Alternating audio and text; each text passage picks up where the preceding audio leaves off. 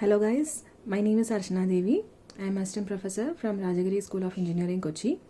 This video is for the subject Principles of Database Design, and the topic that we are going to deal with today is from Module 6 and the topic is Transaction Management. So we will be seeing what a transaction is and the basic properties of transaction and the life cycle of a transaction in this lecture. So to start off with, what is a transaction? A transaction is nothing but a set of instructions which is getting executed.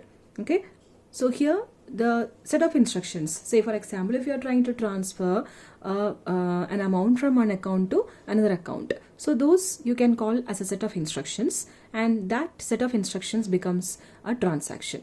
So the point to be noted here is those set of instructions are said to be atomic. So what is meant by atomic is either that should be executed fully or the transaction shouldn't happen at all.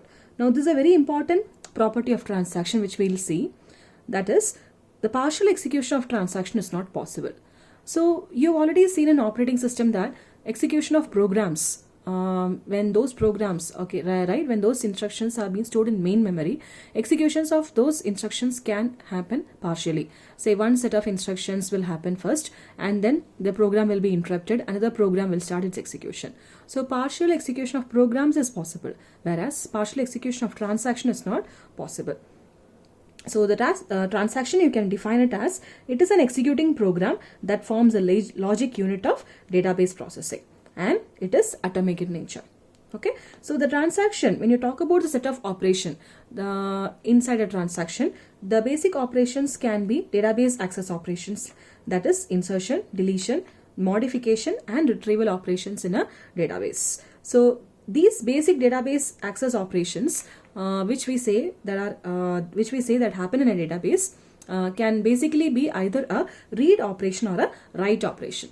Any operation that we perform, insertion, deletion, all those operations will either contain a read or a write operation. So we'll be talking about these two atomic operations, read on an item and write an item.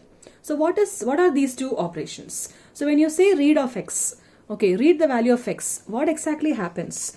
So what exactly happens is everything resides in secondary memory. So you have to bring it to main memory. So in your disk, you have this item x contained in some memory address. So first when you have this operation read of x, what happens is find the address of the disk block, okay, in your database that contains item x. So find this address, right? And then you get this address when you search for this address block in database. So once this address is once you have found out where this address is, you copy that disk block to main memory. Okay, so this here is your main memory. So this disk block, whatever, say for example if this is address 1000, this entire block will be copied to some address. Okay, some address in main memory. So here you have that disk block and it contains some data. So that data will be copied to main memory, and then so this you call it as a local buffer. Okay, so now what happens is this contains some value. Okay, so let this value be say 10. So what you do is you copy this item x. Item x means the value contained in this item from buffer to the program variable named x. So to the value to the variable x, you will copy the value 10 from this buffer. That's what you do when you have this normal read operation. So similarly, when you talk about a write operation, it's a similar process. So what happens? Find the address of the disk block that contains the item x. So again, you're writing some value to this variable x. So first find out the disk block which contains this item x and then copy it to main memory. So copy it to some address in main memory, right? Copy that disk block to some buffer in main memory. And then what you do is, like you have this, you're writing some value to the variable x. So copy the item x from the program variable to name x into its correct location in the buffer. So whatever is there in the variable x, you copy that to this buffer. You copy that to this buffer. So now here the value that you have written to the variable x is now copied to the main memory or the local buffer that you have. So now this updated value you have to store it into the disk. So that updation either happens immediately or sometime later. It may not happen immediately. Sometimes it will happen only later. So that we'll see those kind of form the basic parts of a transaction. When you talk about a life cycle, talk about the life cycle of a transaction. Okay, so when you write the value of a variable, always remember this point that it will not be written to the disk immediately. Disk means your database. It will be first written to the local buffer. Only when this value is written to the disk, only then the value is stored permanently. Okay, so this is a set of operations. Like for example, I am reading a value A. So for a read and write operation, we'll use a short forms R of A and W of A for read and write. So you're reading the value A, and I am trying to let us see this operation where we are trying to transfer an amount from an account A to account B. So I am trying to transfer, say, some amount 100 from A to B. So from A, I have deducted the amount 100, and then say for example, the initial value of A, let it be 1000. So I have deducted the value 100 from 1000. So now A becomes 900. Okay. Now I have written the value of A. So writing the value of A means you are only writing it to the main memory. I am not writing it to the disk. Now A is 900. Now what? Let B, B contain some value 500. Okay. And then what I am doing is I am updating the value of B. B is B plus 100. So that is 600. Okay. And then finally I am writing the value of B. So writing the value of B means you are writing the value of B as 600 to this local buffer. And then finally, once this transaction is completed, the final value of A and B will be reflected in your database. Okay. So here, suppose there is a possibility that at this point, okay, the local value B contains the updated value 600. But before writing that to the main memory, before updating it, what if some failure occurs? So this is a problem with transaction. Here we already told that all the instructions in a transaction should be atomic. That is, it should either happen or it shouldn't happen at all. But what if power failure, some system hardware or software failure happens at this point? What will you do? So all those we'll see how it is dealt with. Okay. So first let us learn this asset property. Now this is a very important topic. What are asset properties when you talk about a transaction? So these asset properties are needed in order to maintain the consistency of a database. That is, you have the database and a transaction is being performed on the database. So only if the transaction is consistent, the database will be consistent. If the transaction is inconsistent, then it will lead to an inconsistent state in the database. So to maintain the consistency of a transaction, we have to ensure that a transaction follows this asset properties. So this asset properties, all this denote, each of these variable denote. A denotes atomicity, C denotes consistency, I denotes isolation, and D denotes durability. If a transaction satisfy all these four properties, that is the asset property, then we say that the transaction is consistent, which in effect will turn the database also consistent. So we'll see all these properties one by one. The first one, atomicity, which I have already mentioned a while back. What atomicity mean? So atomicity is either all instructions participating in the transaction should execute or none. So there is no partial execution. Okay. So either all the instructions that is participating in a particular transaction should happen entirely, or it shouldn't happen at all. So that is atomicity. So you have a module called as transaction management module or component, which will take care of this atomicity property. So let us look at this example. Again, the same example that we saw before. We are trying to transfer some amount from, say, an account X to account Y. So initially, suppose if X contains a value 300 and Y contains 500. Okay. So this is a transaction. So from X, I have deducted the amount 100. Right. So after the transaction T1, X now contains 200. Now, suppose if the transaction fails after the completion of T1 and before the completion of T2, that means now the system is in an inconsistent state, because I have deducted the amount 100 from the variable X, but I have not added that amount 100 to the variable Y. So this leads to an inconsistent state. Hence, we say that either the instructions should happen fully or it shouldn't happen at all. So you have this like you have this process of rolling back a transaction that has happened in case of some failure. So we'll see if such a problem occurs, how the system will deal it with. That we'll see later. So for now, you understand what atomicity property is. Okay. Now the next property we'll see, isolation. So isolation is, you can understand this isolation property with the help of maybe the example of booking tickets in IRCTC. So you all know that multiple people can book tickets simultaneously, right? It's not like one of you are going to book the ticket and the other person should wait like in a queue. There is no such issue. Multiple persons can book tickets concurrently, that is simultaneously from across the world.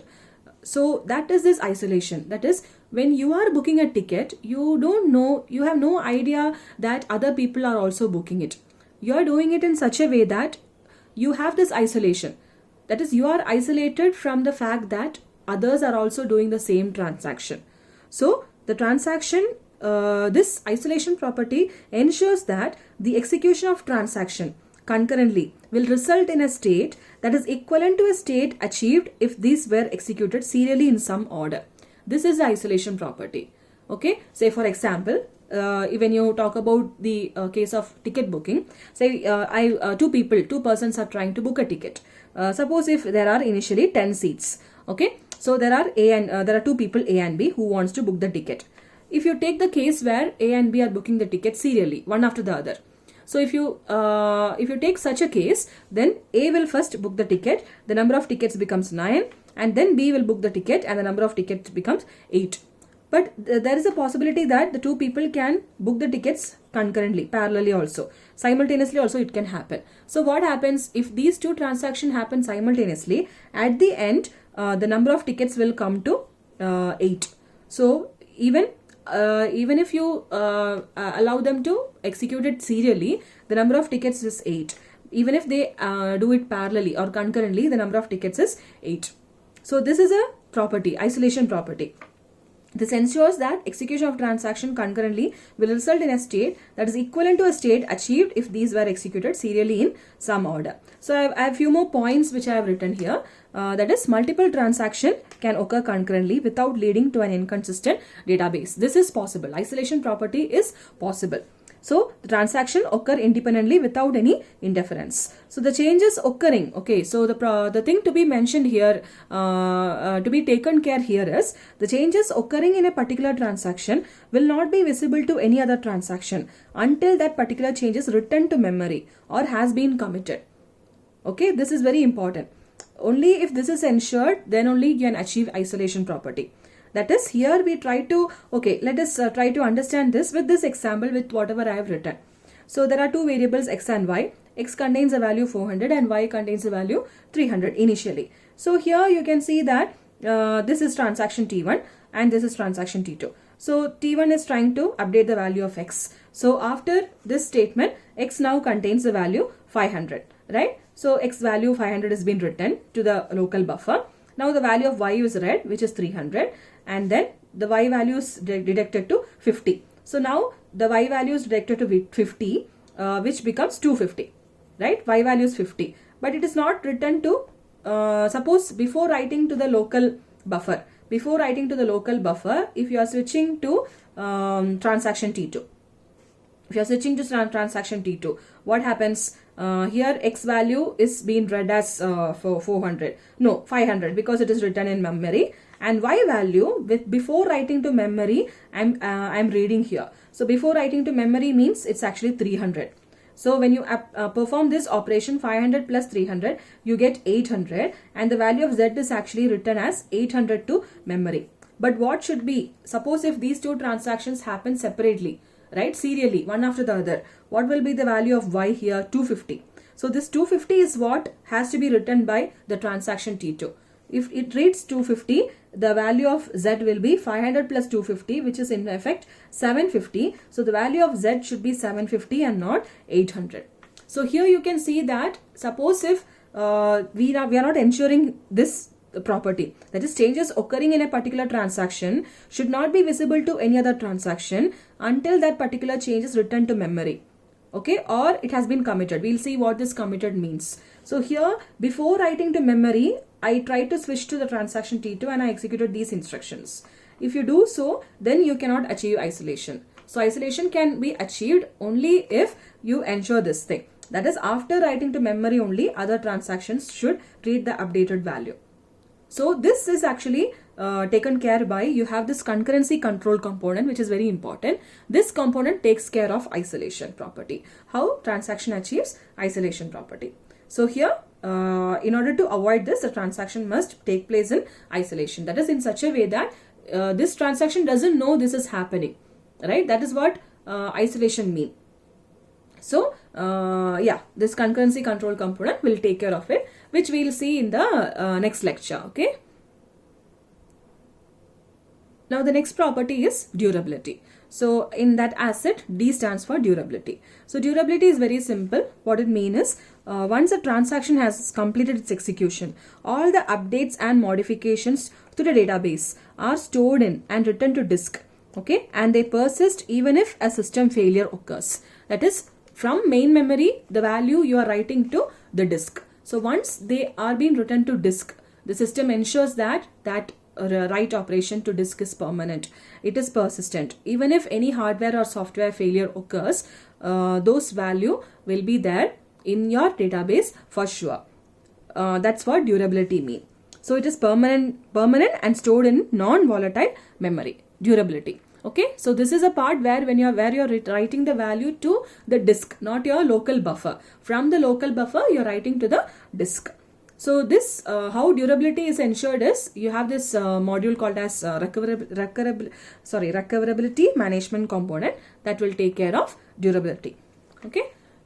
So now the last property, that C in ACID, C stands for consistency, that I have actually written here. Consistency property, what ensures is the database that you have is in a consistent state before and after a transaction. That is, before a transaction, suppose if the database is in a consistent state. Now you are performing some transaction. So after this transaction also, the database should be in a consistent state.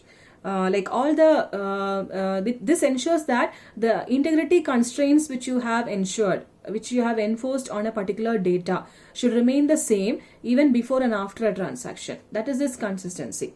So if a database is consistent before the execution of a transaction, then it should remain consistent after its execution, right? If a database is consistent before T1, and that you are transforming the database from one state to another state. So the system should be consistent after the transaction.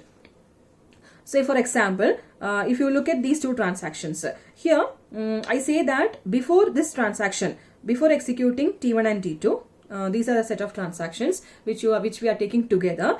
Before this execution, the value of x is 10 and the value of y is 20. So the total value of x and y together is 30 after these two instructions, these two transactions. Okay, now after executing this transaction, the total value should remain the same, because we are trying to transfer an amount from one account to another account. So before execution, the total is sum, and after execution also the total value should be sum. Only if the total value is the same, then we say that the system is in a consistent state. So here you can see that T1 deducts the value 5 from x. So what happens here, x is initially 10. So x now here becomes 5. X becomes 5. And then here y, the initial value is 20, right? And the 5 value is added to 20. It becomes 25. So now what is the total value after transaction? So before transaction, before these two transactions, the total value was 10 plus 20. Now the total value is 5 plus 25, which is also the same as 30. So before these two transactions were executed, before and after the execution of these two transactions, the system is in a consistent state. So that's what this consistency property means. So these are the four properties, ACID properties: atomicity, consistency, isolation, and durability. Now we'll see what are the transaction states. Okay. So this is a life cycle of a transaction, and these are the states. So you start from active state. Before starting any transaction, once a transaction has been started, you are in an active state. So while you are in an active state, you can either go to a completion state or you can go to a failure state. Okay, so those are the two cases. So when you're performing read-write operations, suppose successfully I've completed all the read-write operations, then you go to a partially committed state. So this is the part where you are actually storing everything in the main memory. So you have the main memory, right? In main memory, all those variables will be there. So now from main memory, those values has to be permanently stored in your disk. So this, whatever values are being stored in main memory, that state you call it as partially committed. And then once it has been permanently stored in the disk, you call that state as committed state. This committed state is a consistent state. Now here, once you reach the committed state, the database is now consistent. Okay, so while you are in active state, after the read-write operations are complete, you go to a partially committed state. So this partially committed state, it's actually applied on the local buffer. Only when all those are permanently stored in the database, you go to the committed state. And then finally, after committed state, you go to terminated state. That is, your transaction is now over and the system can start with a fresh transaction. That's what terminated state means. So here, this committed state means the system cannot be rolled back. Once you have completed a particular transaction, you cannot roll back a particular transaction. Roll back means like bring it back to the initial state, like you are performing an undo operation. That is not possible once you have committed. But before committing the transaction, if you are in a partially committed state, you can still roll back to the initial state. That is possible. But once you have committed, you cannot roll back. Say for example, we already saw the case of ticket booking, right? So you are trying to book a ticket from one source to another destination. So once you have successfully made the payment and your ticket has been booked, and then you all of a sudden you decide, now I don't want this ticket. You cannot undo it back, right? The only thing that you can do is start a new transaction where you cancel that ticket, where you get a partial refund to the amount. At the same time, you cannot entirely undo the operations that you have done while booking the ticket in the first place. So that is an example where you are committing a transaction. Okay. Now suppose in between the read-write operation, some hardware failure or some software failure occurs. Then the transaction goes to this state called as failed state. Okay. So this failed state means once you come to this failed state, you cannot you have to roll back. You have to roll back. That is, you have to undo the operations that you have done, and then you have to go to the initial stage. And then once from the failed state, you cannot again go back to active state. You have to actually roll back and then go to the aborted state, where aborted state means once you have performed this undo operations, you go back to this aborted state where the database is again consistent. So we have seen that atomicity property, where we actually try to say, for example, I have this read operation.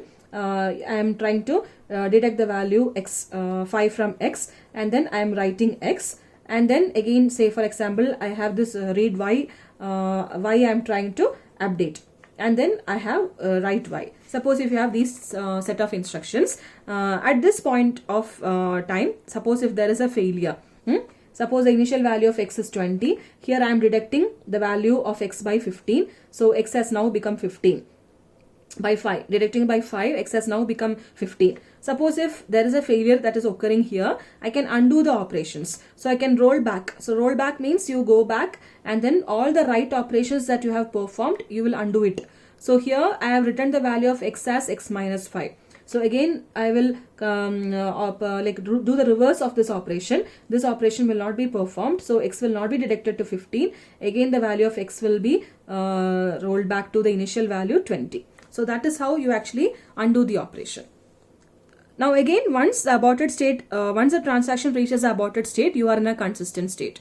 So here, once the system is failed, you are in an inconsistent state. Only when you undo or roll back, the system will come to a consistent state. Once the system has come to a consistent state, then you can go to the terminated state, where again you can start for a fresh transaction. Now again, there is one more transition happening here. That is in the case of partially committed transaction. That is, say for example, this entire transaction is over. Okay, this entire transaction is over. Now here all these values are there in the local buffer. before committing. So before committing, suppose if there is a failure occurring, some system failure occurring at this point of time. So again, you can actually, in case of some failure, again you can roll back. So if the failure occurs, you come to the failed state. In this state, when you are in failed state, you can definitely roll back the system to the back to the initial state. So you will undo all the operations. Here also y value also was updated. That will also that operation also will be reversed back, and you will get the initial value of y. Okay, so this is a part where before committing, so if some failure occurs. So these are the transaction states. Okay, so in this lecture we have seen what a transaction is, what are the properties and the transaction states. Now in the next lecture we'll see something called as concurrency control and its problems. Okay, thank you.